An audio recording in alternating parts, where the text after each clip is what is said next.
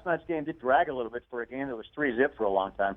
So maybe they should have Francona handle it because he's making all the right moves, right, Karl? I mean, he could... Everything he does, including dealing with drones, which, as he said the other day, we've all had our own drone injuries, and we know how to deal with them. So he can deal with the weather.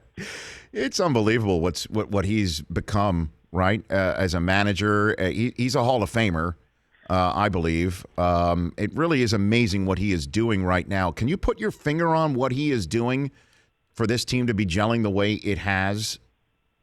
He's a complete goofball. After the Tigers were in the World Series, Curt Schilling, Terry Francona, myself, and a researcher, because a hurricane was moving up the East Coast, decided we're not going to be able to get on an airplane and fly back to the East Coast from Detroit, so we're going to get into a car with Frank the Tank driving us from Detroit to Massachusetts, in Kurt's case, where he lived. And Francona was working with us at the time and interviewing for the Indians head coaching job or manager's job. So as we make this decision following the Tigers' World Series loss to the Giants, he said, do you mind dropping me off in Cleveland on your way? And, you know, we're not geographically astute enough to say, is it actually on the way? Sure. We'll take you. Get in the car. So Francona, Schilling, myself, Justin Havens was the researcher's name, and this driver named Frank, who probably thought when he picked us up at 2:30, he was going to take us as far as Ann Arbor, and that would be it. Honest to God, had no idea he was driving across, all those states to Massachusetts. He had no idea. So Francona is along for the ride, and 10 minutes into the ride, this is, again, 3 in the morning now, Schilling and Francona said, we need to stop at a Taco Bell. And I'm not a Taco Bell guy because I didn't think they'd be open.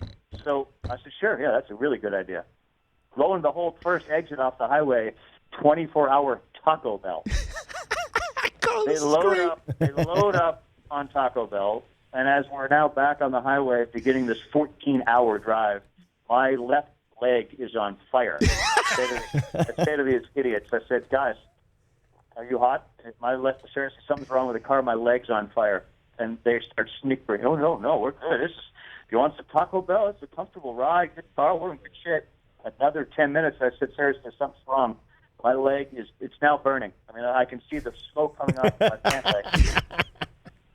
They then acknowledge that they are controlling the heat vent and now trying to catch my leg on fire. So this is the manager who is going into the Hall of Fame giggling while eating Taco Bell on a ride to Cleveland that he decided to just kind of hop along. As opposed to any other way to get to Cleveland for a job interview, he hops in the back of a black SUV and eats Taco Bell and tries to ignite my leg on fire.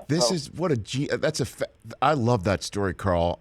But I guess the ultimate underlying point of it is, as this is a guy that just keeps everybody loose in times like this. Everybody comfortable. Rich, we've had guys. I mean, you looked at yesterday when we had pregame show and Rajai Davis and other Indians and Cub players are coming up during the pregame show to talk. Never in Yankee land would that have ever happened.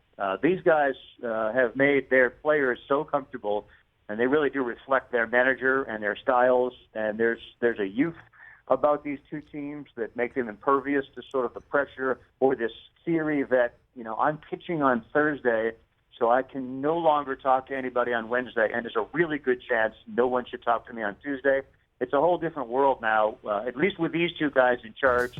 The Rich Eisen Show, weekdays at noon Eastern on Audience.